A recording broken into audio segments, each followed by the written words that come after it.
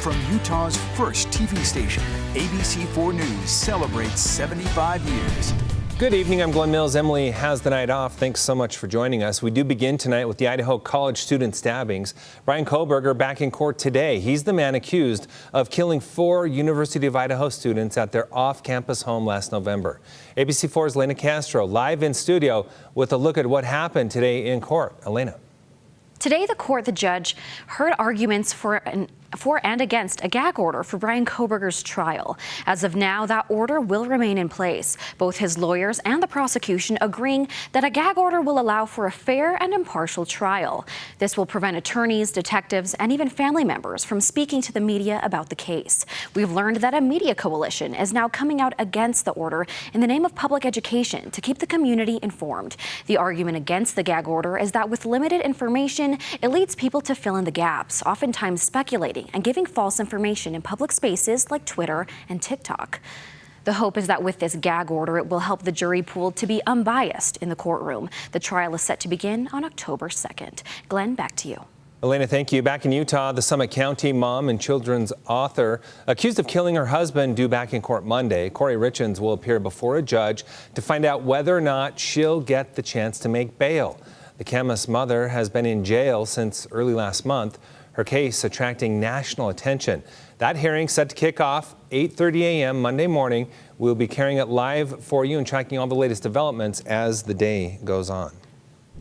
Now to our flood watch. As flood risks go down, you may be wondering what to do with sandbags lying around. Cities in northern Utah say there are some do's and don'ts.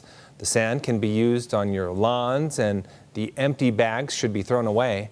They say do not leave or dump sandbags in or around running water. If you can't use the sand on your property, the sandbags need to be taken to the dump. They say avoid putting them in your trash cans, but if you must, they say you can throw out a maximum of 2 bags in your trash each week. We don't want to overload it because the arms on the garbage trucks, they have a certain weight limit that they can lift up, and if it can't lift it up, we'll end up tagging the garbage can and we'll have to bypass that can. Vincent Ramos with Ogden City says if you have filled sandbags you didn't use this spring, you can store them in a dry place to use them next year as well. All right, bringing in Chief Meteorologist Alana Brophy. And you know, sometimes sandbags have use around the yard for other purposes as well, like maybe a basketball stand or something like that. But something to think about because there are so many of them around this year. It's the only way I can dunk, Glenn. I have to stack them. Yeah, I don't put them on the hoop. I have to stack them and stand on them. But yes, you can use them in different ways. And it's good news that we're backing off of the flood alerts, but our Utah waterways remain a little unsafe. So you have to be careful because that water is still rushing. It's cold, it's fast, and it's high. We also have a few isolated storms we're keeping an eye on, giving you that warning if you've got evening plans. Live view from Cache Valley, where just a few popcorn isolated storms have made it on the radar. Utah State University looking pretty, but a little gloomy up there. As we take a check on the storm tracker radar, it's sweeping the region, and you see most of that isolated activity is west of I-15. That's where our best moisture potential is today, but a few storms up towards Bear Lake and near Uinta County, as well as on US 40. We're keeping an eye on Tooele because some lightning embedded there, and south of Tooele into the Rush Valley and the surrounding areas, pretty rural areas, but gusty winds expected, as well as some lightning coming through with these storms. Now, the reason that the moisture is focused on the West Desert is because of that area of low pressure. It's weakening and pulling slightly away from the Beehive State, but our isolated potential will hold on today, and then a slight chance for your Saturday. That storm threat today goes all the way down to I-70. It's a general threat, meaning these storms could see gusts up to 40 miles per hour. Temperatures right now are beautiful. It's a really nice evening if you're not seeing any storm activity. 74 in Logan, 80s along the Wasatch Front with the exception of Provo in the upper 70s, 88 in St. George. Temperatures are going to cool, and a portion of your weekend gets pretty stormy with scattered potential. I'll break it down in the timeline coming up in your full forewarned forecast. Glenn, over to you. Thanks, Lana. In Ogden, police are updating the public on that deadly shooting from Tuesday. That shooting leaving 1 man dead, sending a police officer to the hospital. ABC4 Northern Utah correspondent Cade Gardner with the latest.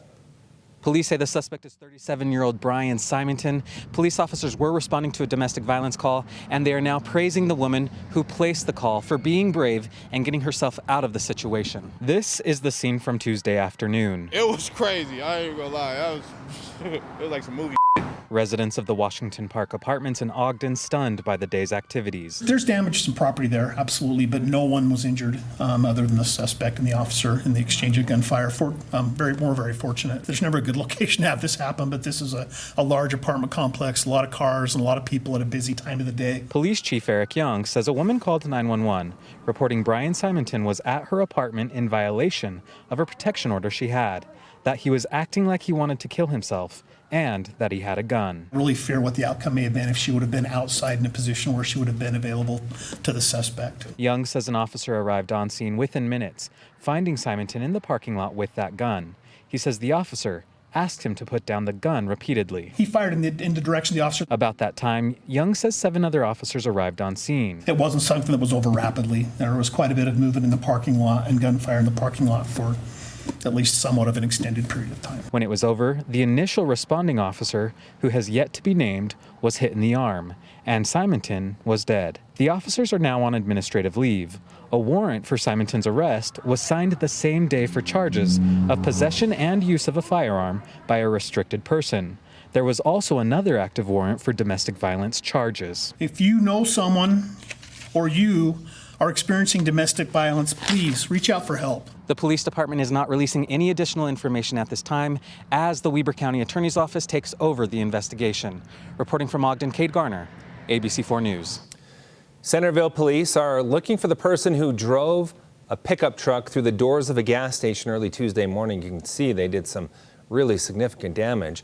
This happening at the RB's One Stop gas station at 219 Parish Lane.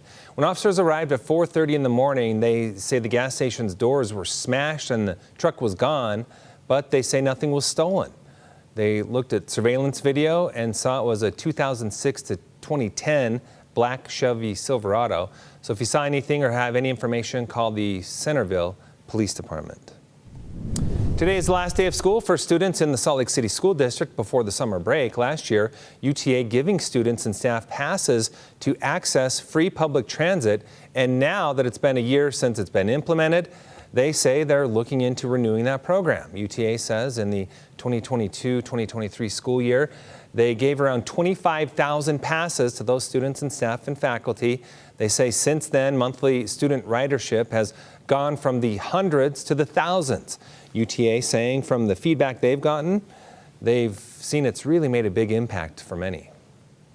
Students that normally wouldn't come to class on snowy days were coming to class. The same principal also said that the after-school activities were that the participants and sign-ups were increasing. All right, some more access, they say, to transportation helps students get to work and school, and families can put the money that they'd spend on transit toward other needs. The passes continue through summer, and UTA says they're working to renew that program. We're hearing tonight from the Lehigh teenager who was stripped of her Miss Lehigh teen crown just days after winning. Pageant directors say there was an issue with her age. Amanda Giraldi says she did everything right preparing for her first pageant. She's 17 and was born in 2005, not 2006, which is the cutoff year. But no one caught that until after she won. She even showed us the paperwork that she signed, stating contestants must be born between 2005 and 2010. But days after she won that pageant, directors, discovering the mistake, went back to her house and took that title away, crown and sash, giving it to the runner-up.